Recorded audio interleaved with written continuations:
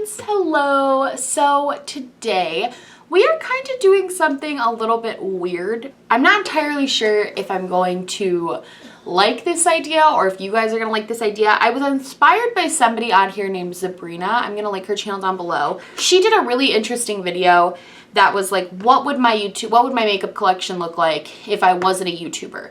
And she basically went through all of her like favorite stuff, how much smaller and more curated her collection would be.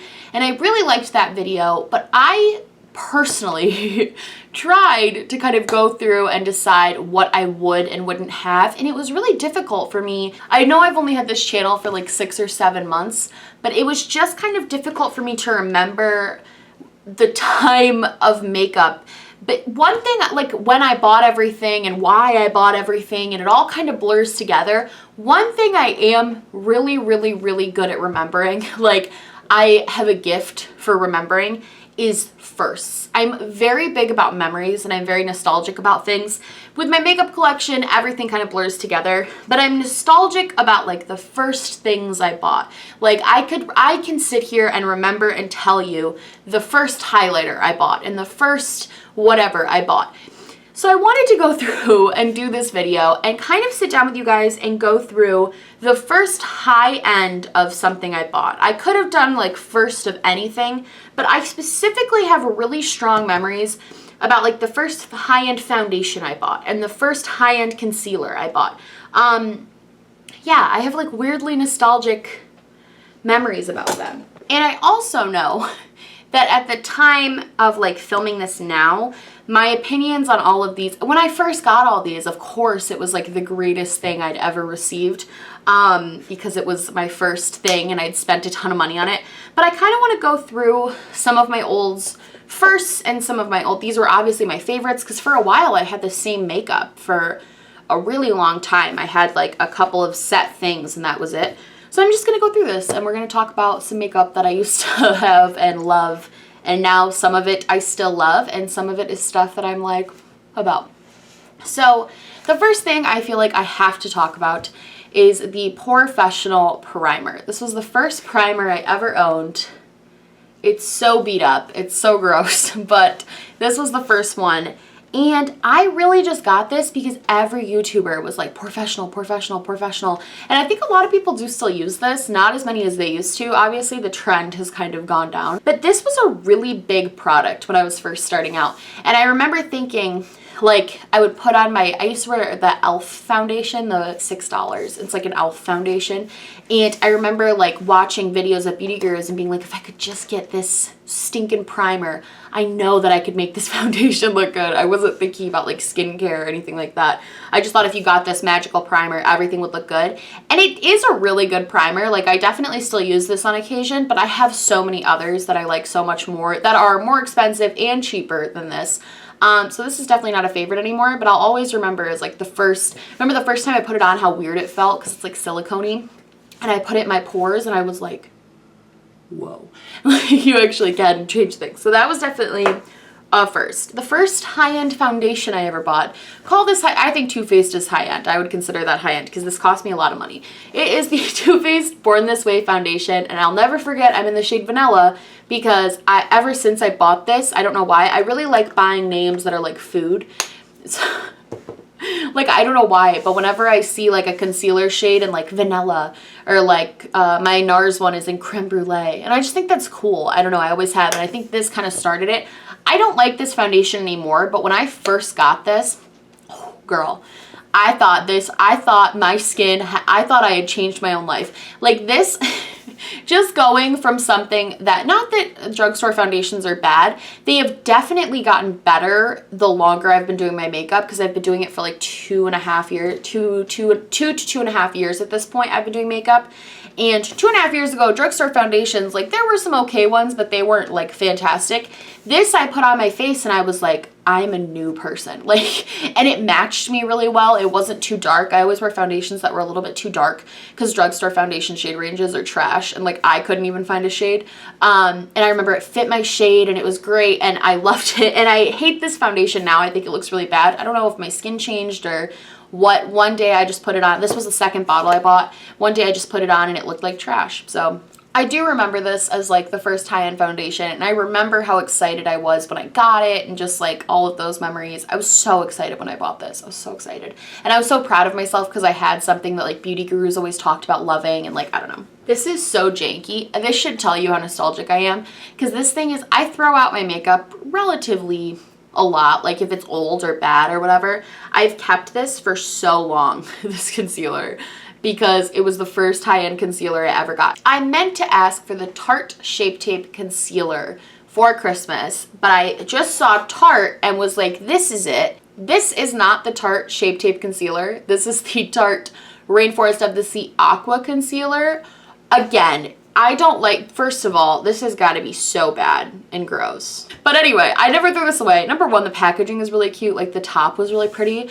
But I meant to ask for Shape Tape and I didn't get that and I got this instead. But I used the crap out of this. And I don't know, I still think it's a decent concealer. Like I stand by that I think I looked really good when I wore this and I think it was okay. But I don't think I have the right skin. I still don't really know. But I definitely at the time did not have the right skin type to be wearing like a water-based concealer. It was very liquidy on me. I don't know, man. This was a rough time in my life because I was so upset it wasn't the right concealer and I didn't realize like returning was a thing at that point. But yeah, this was something like the first high-end concealer I ever bought and I was like obsessed, obsessed. Next is the Laura Mercier powder. I wish I had known. First of all, this was another one. Everybody said you had to have it. Everybody, all these beauty YouTubers were like, you have to have the Laura Mercier. What are you doing if you don't have the Laura Mercier foundation? Like, what are you doing with your life? And I was like, okay, so I bought it and I didn't know how to use it properly. This is why I always try to like encourage. I'm gonna do another video next week, kind of similar to one I already did, where it's like what's worth the splurge, so I can show you guys drugstore makeup that's duped for high end. Because I didn't know how to properly use this. I think so much of it was wasted just because of my ignorance. Like I just didn't know how to properly use a loose powder.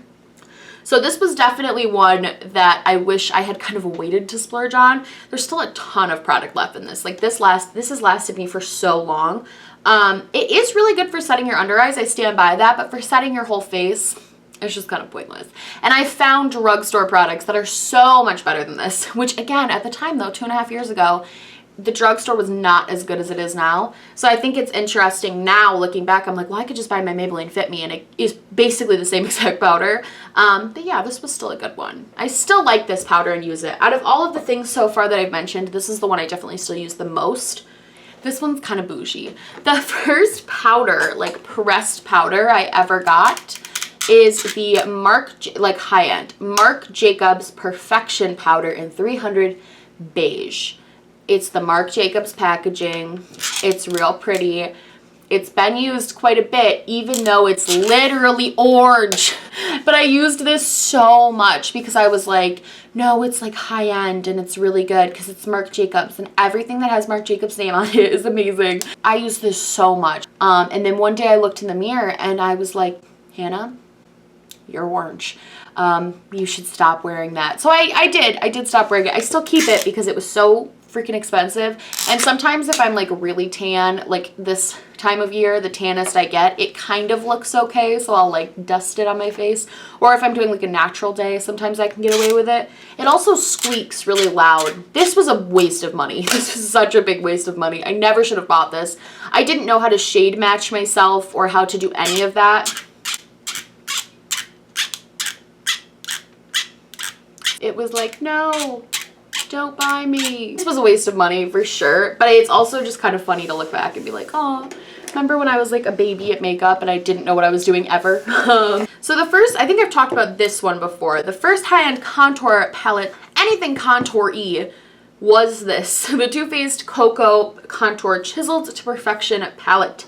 I hit pan on the really dark, like the warm tone shade, and there's dents in all of them though, except for the pop of light, because even then I knew that was a bad highlighter, I think. But there's dents on pretty much all of these. I still actually pull this palette out sometimes and use it. This is kind of like the Laura Mercier where I'll still pull it out, but I think I mostly pull it out of nostalgia at this point, because this is just not, comparatively to all of these other products I have now, this is definitely not that great.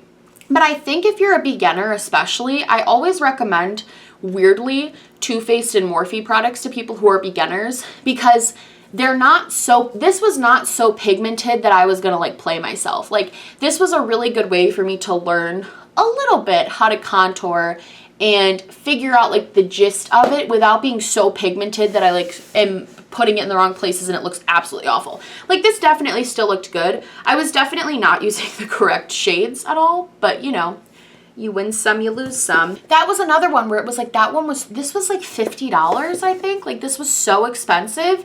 And like, I just looked okay. The point of this video, I feel like, should just be like, don't buy expensive makeup until you know what you're doing, because it's a waste of money. The next thing is super embarrassing to talk about. This is, I think I talked about this in another video too. This is Tarte's Park Avenue Princess. I really just bought this because I knew I needed bronzer, because all of the beauty gurus talked about bronzer. And so I went on Sephora and I picked like most popular out of the bronzer section, and this, at the time, this was 2.5 years ago, this little guy popped up. Not because it's a good bronzer. This was $30, by the way. Not because it was a good bronzer, but because I used to use this as an all-over face. This was before the Laura Mercier and the Marc Jacobs. I used to use this as my all-over face setting powder. I would set my entire face with literal bronzer. I just don't have words. I don't have words. It's still a decent bronzer, honestly. Like, there's no shame, nothing wrong with this bronzer. Every time I look at it, though, I'm just really embarrassed because I remember how disgusting I used to look, and that's hard for me. The next thing I bought that is a blush was I bought the Tarte blush in Exposed. This was my first high-end, and I still, to be completely honest with you guys, I have such a love for Tarte blushes. Deep in my soul, I have a true at-heart love for their Tarte blush formula. I just think it's so good. The reason I bought this was because I got a little sample of a Tarte blush for my birthday from Sephora that was in the shade Party, and I loved that blush. I hit pan on it, I went through it. I loved that blush. And so I bought this shade, which was their other cult classic shade. It was called Exposed. You guys can see it's used pretty, like the embossing is completely gone. And I still really like this blush and wear it a lot. I just bought a blush palette full of Tarte blushes, and that's usually the ones I wear now. But this formula, like, I still stand by that. I think the Tarte blush formula is one of the best formulas out there. I literally cannot think of a better formula. So good. I bought the Anastasia Brow Wiz. Again, because everyone told me how amazing they were, how good they were. These things were everything. And I was like, if I don't have that Brow Wiz, I am terrible at my brows. Again, you're better off when you're first starting out with your brows with just like a powder to fill them in and get the gist, and then maybe move to a pencil. When you don't know what you're doing with a pencil, it just looks so bad. This is my favorite brow pencil of all time, like the Anastasia Brow Wiz. I just wish I'd known how to use it when I had my first one. I've gone through about 4 of these at this point, and I really, really, really like these. I don't know why. I've tried other ones. I've tried the NYX. I've tried Benefits, which I do like Benefits, but these are still my favorite. I love, love, love the Anastasia Brow Wiz. So this is one of the things, along with the Tarte, that just like, they still warm my heart. They still make me happy. I still really, really, really like these. So definitely still a fan of that. Eyeshadow. Yikes. This is so dirty. Are we at all surprised that the Too Faced Naked palette was my first ever palette? I think everybody's first palette was a naked palette. I don't know if it's just a me thing, but I truly think if you started wearing makeup anywhere between like the years 2012 or whenever the first one came out to like 2015 to 2016, this was like your first palette. This is the original Naked palette. This is the one I asked for it for my 20th birthday. It's so used though, but it's so funny because the 2 cool tone shades in here, Creep and Gunmetal, are still absolutely not touched at all. All of these like pretty light pink shades still are really used. My gold shades, I'm shocked there's not pan in here because I wore this every single day. Even when I didn't do makeup, like, because this was before I started like doing my makeup really, but even when I didn't really know how to do makeup, I still would put one of these freaking shimmer shades on my lid every single day because I thought I looked snatched when I wore some glimmer on my eyes. I don't know. But I really liked this palette. I still really like it. I won't get rid of it ever. Like, I know it's dirty and gross and you could just like get a new one. First of all, screw getting a new one because they're like $54, which is insane. But second of all, I know it's kind of gross, but I just like, I don't know, it's the nostalgia of this. Like I got rid of all my other Naked palettes. I had the Naked 3 and the Naked Heat. Got rid of both of them because I never use them. And I don't really ever use this one. Don't tell her because I think she's sensitive. She doesn't get a lot of use. And so I think if I just... I hate that I talk about them like they're my children, but like they are. But yeah, I don't really use this anymore, but I still think that this is just such a classic. And I'll just never forget my first palette. So this one's always going to be with me. I still really love that one. Wow, this is nostalgic too. These last two. We're going to talk about highlighter. This is the first highlighter I ever bought. It is the Anastasia Beverly Hills Glow Kit in Dat Glow. I was always really attracted to ABH. I think it's because it's the only one I knew about. These are all disgusting now. Like, I don't know if any of these still have pigment. But yeah, anyway, this is the first highlighters I ever bought, and it was a glow kit. I feel like these were another thing, kind of like the Naked palettes that were just really poppin'. Like, everybody had a glow kit, everybody had a Naked palette, and so I got a glow kit and a Naked palette. This was just, I remember showing this to my best friend at the time, and her, because we didn't really do makeup, but I showed her that I bought it, and she was like, oh my god. And she put it all over her cheeks, and she was like, this is life-changing. And now, having tried out multiple of the glow kit formulas, this is not my favorite formula of highlighter by far. I have a lot of other highlighters that I really like, basically. That's not this one. But like, Anastasia will always have a special place in my heart for being the first highlighter I ever owned and kind of showing me, this wasn't even just first high-end, this was like first highlighter ever that I owned. Just kind of showed me, I remember I bought it before my music festival too. I just have such fond memories with this little guy. I brought her everywhere. I brought her everywhere. Finally, this is completely empty. Another one that I keep out of nostalgia. Kylie Cosmetics lipstick in Dolce K. I went on a little rant about Kylie in a recent video, and I stand by that rant because her customer service sucks.